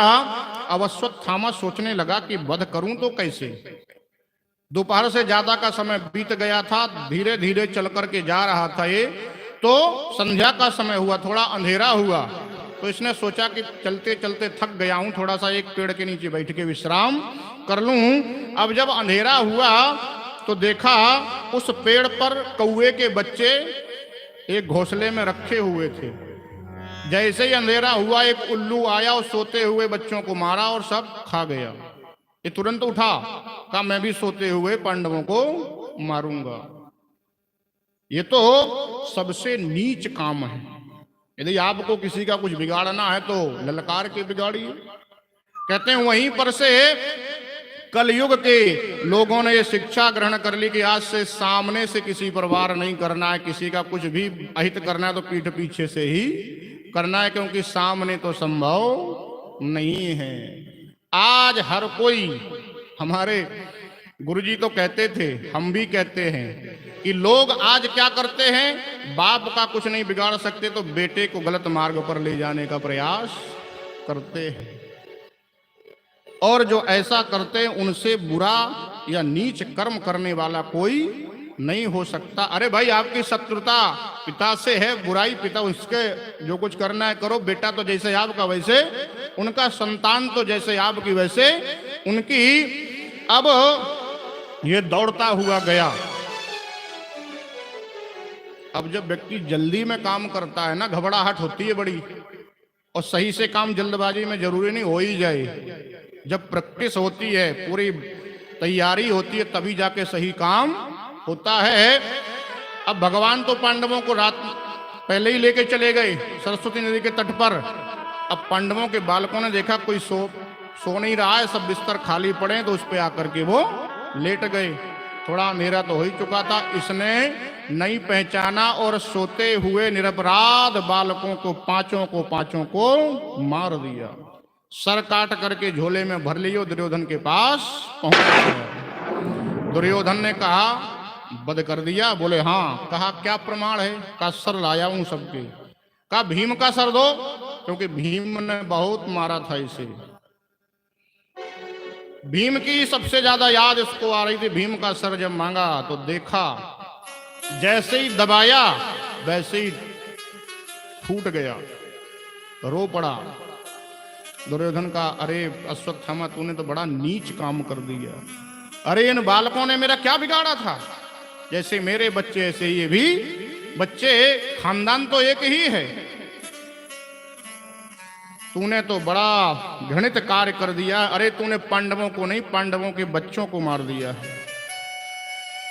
मेरी तो अंतिम आशा भी तूने समाप्त कर दी कि यदि पांडवों को जब तिलांजलि जलांजलि देते तो मुझे भी याद करके कभी ना कभी बेमन से ही देते, लेकिन देते लेकिन तूने तो वो भी खत्म कर दिया। और दुर्योधन ने अपना शरीर त्याग दिया। इधर जब अश्वत्थामा को पता चल गया कि मुझसे गलती हो गई तो अश्वत्थामा भागा। थोड़ा सा सूर्य जब अपना प्रकाश बिखेरे, थोड़ा सा उजाला हुआ, तब दौड़ करके आई द्रौपदी और देखा पांचों के पांचों बालक मरे पड़े हैं। रो पड़ी, बड़ी जोर से चिल्लाई। तब सब दौड़ गए, क्या हुआ? देखा सब बालक मरे पड़े हैं। अर्जुन ने कहा आप चिंता ना करो, जिसने भी ऐसा घृणित कर्म किया है मैं जब तक उसको आपके सामने नहीं खड़ा कर दूंगा तब तक चैन से नहीं बैठूंगा। भगवान से कहा कि प्रभु ये किसने किया है? भगवान ने कहा ये कार्य अश्वत्थामा का है। उसके पीछे रथ दौड़ाया। दौड़ते हुए अश्वत्थामा को जब पकड़ने का प्रयास किया तो अश्वत्थामा ने ब्रह्मास्त्र संधान कर दिया। हाहाकार मच गया, चारों ओर आग बरसने लगी, पृथ्वी कांपने लगी, आकाश में बड़े भयंकर दृश्य दिखाई देने लगे। अश्वत्थामा तो कहीं दिख ही नहीं रहा। कहा प्रभु अश्वत्थामा कहाँ गया? ये सब क्या दिख रहा है? कहा उसने प्राणों को संकट में देखकर ब्रह्मास्त्र छोड़ा है और ब्रह्मास्त्र को रोकने के लिए ब्रह्मास्त्र ही दूसरा उपाय है। तुम भी ब्रह्मास्त्र का संधान करो और ध्यान रखना ब्रह्मास्त्र जब विनाश करे उससे पहले ही दोनों को वापस बुला लेना, क्योंकि अश्वत्थामा को छोड़ना आता है, वापस बुलाना नहीं आता है। और यदि ऐसा नहीं किया अर्जुन तो लाखों करोड़ों अरबों खरबों जो जीव हत्या होगी उसके भागी तुम बनोगे। अर्जुन ने कहा प्रभु आपकी आज्ञा के अनुसार ही होगा। ब्रह्मास्त्र संधान किया और जैसे ही ब्रह्मास्त्र ने अपना प्रभाव दिखाना प्रारंभ किया वैसे ही दोनों ब्रह्मास्त्रों को अपने पास वापस बुला लिया और दौड़ते हुए अश्वत्थामा को पकड़ लिया। रस्सी में बांधकर घसीटते हुए ले जा करके खड़ा कर दिए। द्रौपदी के सामने कहा कि बताओ इसका क्या करना है। जब उसकी दुर्दशा देखी तो द्रौपदी ने कहा कि इसे छोड़ दो। उवाच चासहन्तस्य बंधना नयनम सती मुच्यता मुच्यतामीश ब्राह्मणो नितरांगुरु। अरे इसको छोड़ दो। क्यों? क्योंकि ये आपका गुरु भाई है, ब्राह्मण है, इसलिए इसको मारना ठीक नहीं है, नहीं तो ब्रह्म हत्या लगेगी। सबसे पूछा क्या करें? द्रौपदी ने तो यहां तक कह दिया कि अरे उन्हीं गुरु का बेटा है जिसने आपको संपूर्ण विद्या का दान दिया, लेकिन इसे पूरी विद्या प्रदान नहीं की। और इसको मार करके क्या आपको लगता है कि मेरे पांचों के पांचों पुत्र जीवित हो जाएंगे? अरे मेरे पुत्र तो जीवित नहीं होंगे, आपकी गुरु माँ जो है वो जरूर असहाय हो जाएगी। उसका एक अकेला सहारा यही तो है।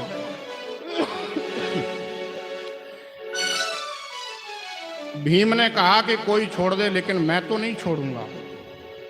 भगवान से पूछा क्या करें? भगवान ने कहा कि ब्रह्म बंधुर्न हंतव्य आतताई बधारहणा मयैवो भयमां नातं परिपाहि अनुशासनम। भगवान कहते हैं कि देखो भैया एक गुरु भाई है, ब्राह्मण है, गुरु का बेटा है, इसलिए इसको मारना ठीक नहीं है। लेकिन फिर भगवान ने कह दिया इसने कार्य बहुत घृणित किया है, आतताई वाला कर्म किया है, इसलिए इसको जिंदा रहने का भी कोई अधिकार नहीं है, इसे तो मार देना ही चाहिए। अब ऐसी बात किसी के सामने कह दी जाए तो आदमी क्या कहेगा? महाराज पगला गए हो का? एक तरफ कहते मारो ना, एक तरफ कहते छोड़ो ना। भगवान से कहा, भगवान ने कहा अर्जुन से आज तुमको मैंने जो गीता का उपदेश दिया है उसकी परीक्षा है, क्या निर्णय करते हो तुम जानो। अर्जुन समझ गया भगवान क्या कहना चाह रहे हैं। अर्जुन ने तुरंत तलवार ली और इसके माथे पर एक चमकती हुई मणि थी उसको निकाल लिया और इसकी शिखा काट दी, चोटी काट दी। जिसका नाम बड़ा हो, सम्मान बड़ा हो, उसको यदि अपमानित कर दिया जाए और सारा सम्मान खत्म कर दिया जाए तो समझो कि वो मरने से भी ज्यादा मर गया। केवल सर काटने से ही व्यक्ति नहीं मरता है, शिखा छेदन से भी, शिखा काटने से भी व्यक्ति मर जाता है, और सम्मान चले जाने से भी व्यक्ति मर जाता है। जितने दिन जीवित रहेगा उतने दिन रोज मरेगा। क्योंकि ये द्रौपदी ही कर सकती है। 5 बेटे के हत्यारों कहे छोड़ दो। क्योंकि द्रौपदी कौन है थोड़ा इसको समझना पड़ेगा। द्रौपदी कोई और नहीं, द्रौपदी साक्षात दया की देवी है। और द्रौपदी के दया की देवी के 5 पति हमेशा ही होते हैं। अब देखिए सबसे बड़े कौन हैं? युधिष्ठिर। युधिष्ठिर किसके अवतार हैं? किसका प्रतीक हैं? धर्म के। धर्म में यदि दया ना हो तो क्या होगा? फिर धर्म रह जाएगा, फिर वो अधर्म ही होगा।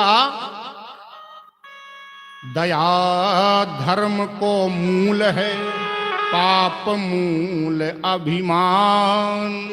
तुलसी दया न छोड़िए,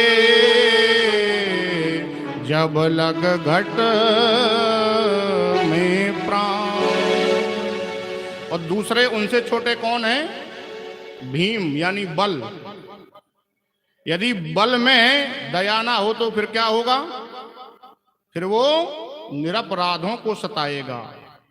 एक बल रावण के पास था, कंस के पास था। वो किस काम आया? दूसरों को परेशान करने के काम। और एक बल भगवान राम के पास था, कृष्ण के पास था। वो किस काम आया? सुनेरी मैंने निर्बल के बल राम, दूसरे की रक्षा के लिए। तो बल के साथ भी दया का होना आवश्यक है। और तीसरे कौन है? अर्जुन, जो साक्षात आत्मा के प्रतीक हैं। यदि आत्मज्ञान आपको हो गया है, उसके साथ भी दया का होना आवश्यक है।